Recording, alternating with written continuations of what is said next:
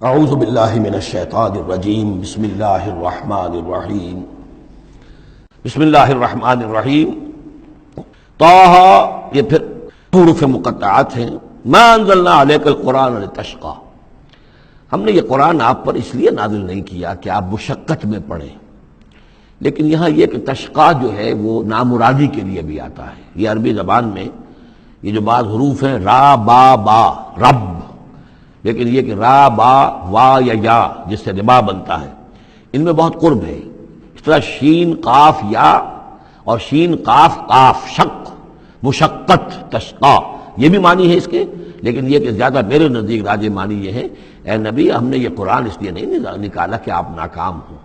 یہ اصل میں حضور کے لیے بڑی خوشخبری ہے، کامیابی آپ کے قدم چومے گی. یہ قرآن قول فصل بن کر نازل ہوا ہے، آپ ناکام نہیں ہوں گے، آپ جو ہے پوری طریقے سے اپنے اس مشن کے اندر کامیاب ہوں گے. عام طور پہ ترجمہ یہ کیا گیا ہے کہ آپ مشقت میں نہ پڑیں، محنت میں نہ پڑیں، آپ کا کام پہنچا دینا ہے.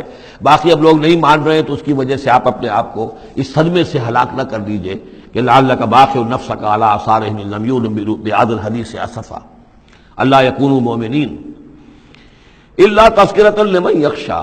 یہ تو صرف یاد دہانی ہے ان لوگوں کے لیے جن میں کچھ خوف خدا ہے.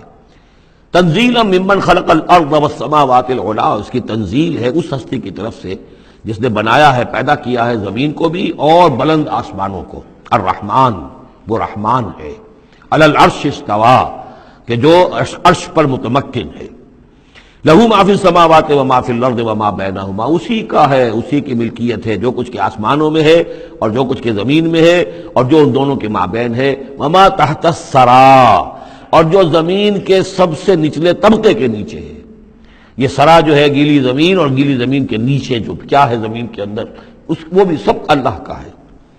وَإِن تَجْهَرْ بِالْقَوْلِ، اور اگر تم بلند آواز سے کوئی بات کرو دعا کرتے ہوئے اللہ تعالیٰ کے ساتھ یا کچھ اور مناجات کرتے ہو، فَإِنَّهُ يَعْلَمُ السِّرَّ وَأَخْفَى، بلند کرو گے تب بھی وہ تو سنتا ہے، لیکن وہ تو جانتا ہے سر کو بھی اخفا کو بھی، ہر چھپی ہوئی بات کو اور نہایت مخفی بات کو. اخفا جو ہے باب یوں سمجھیے کہ افعل التفصیل، سب سے چھپی ہوئی چیز اس کو جانتا ہے.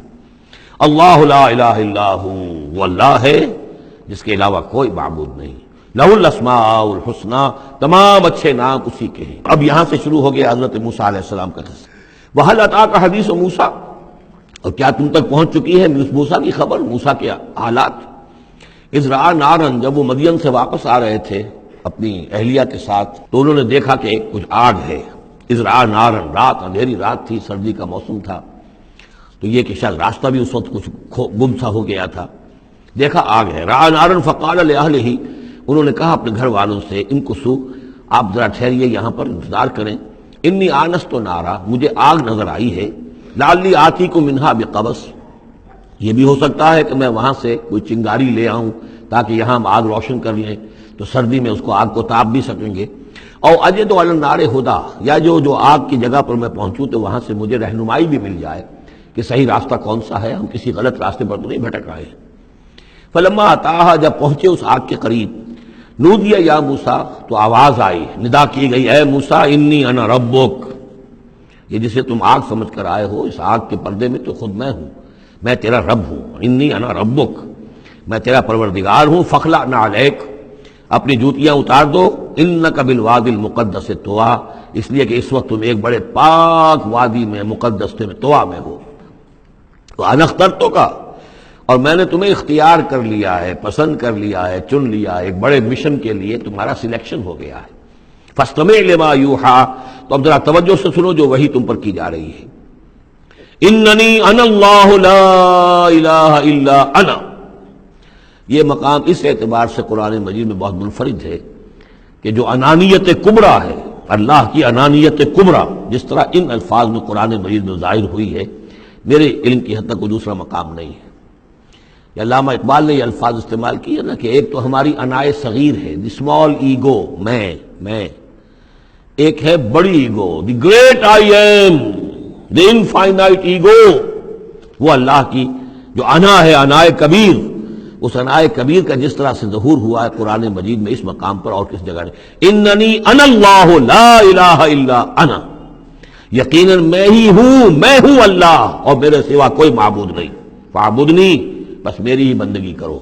میری پرستش کرو، واقعی الصلاۃ لذکری، اور نماز قائم رکھو میری یاد کے لیے، ان الساعۃ آتیۃ، اور یہ بات بھی یاد رکھو قیامت آ کر رہے گی، اکاد اخفیہا، میں اسے مخفی رکھوں گا، لتجزا کل نفس بما تسعی، تاکہ بدلہ مل جائے ہر شخص کو، ہر جان کو جو کچھ کہ اس نے کوشش کی ہو۔ فلا یصدنک عنہا من لا یؤمن بہا، تو دیکھنا تمہیں کہیں روگردان نہ کر دیں وہ لوگ کہ جو اس پر ایمان نہیں رکھتے، جو آخرت کو نہیں مانتے، کہیں تمہیں بھی آخرت سے برگشتہ نہ کر دیں یا نماز سے برگشتہ نہ کر دیں۔ یہ انہا کی ضمیر دونوں طرف جا سکتی ہے۔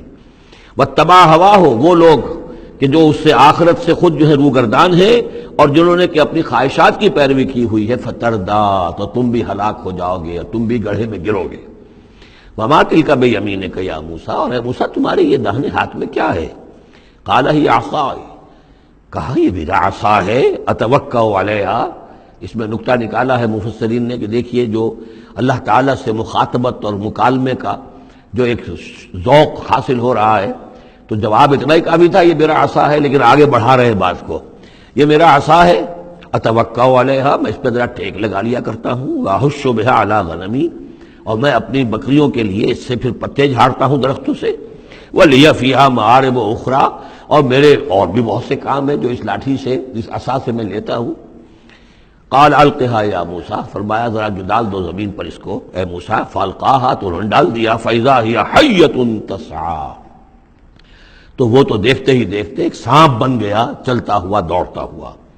قال خذها ولا تخف، ایک دوسرے مقام پر آپ دیکھیں گے کہ حضرت موسیٰ پر اتنا خوف طاری ہوا کہ پیٹھ موڑ کر بھاگے وہاں سے، وَلَّا مُدْبِرًا، وہاں سے بھاگے، لیکن یہ کہ اللہ نے فرمایا موسیٰ ڈرو نہیں، واپس آؤ اور اس کو پکڑو، یہاں وہ تفصیل نہیں ہے۔